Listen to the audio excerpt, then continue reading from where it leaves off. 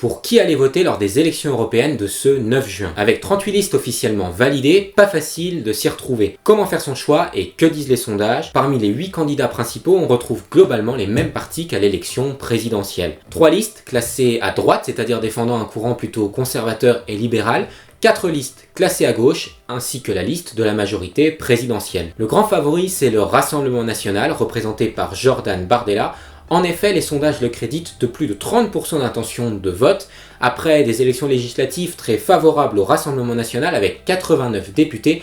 L'enjeu pour eux, c'est de s'imposer comme le principal opposant à Emmanuel Macron au Parlement européen. Parmi les autres partis de droite, c'est plus compliqué. Les Républicains de François-Xavier Bellamy essayent d'exister de nouveau, c'était notamment le parti de Nicolas Sarkozy ou encore de François Fillon, mais aussi, désolé de le rappeler, celui de Valérie Pécresse qui a enregistré moins de 5% à la dernière élection présidentielle. Vous m'avez manqué!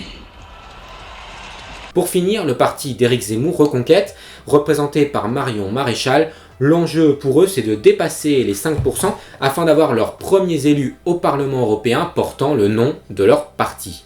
Pour la gauche, il y a encore plus de choix. C'est un bordel!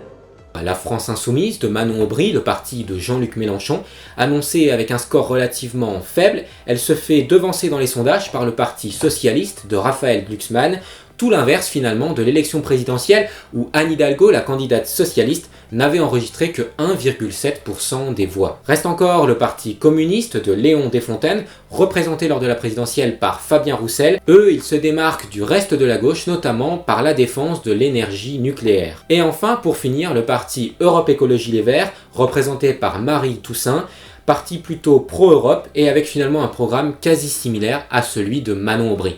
Pour en savoir plus, n'hésitez pas à vous abonner.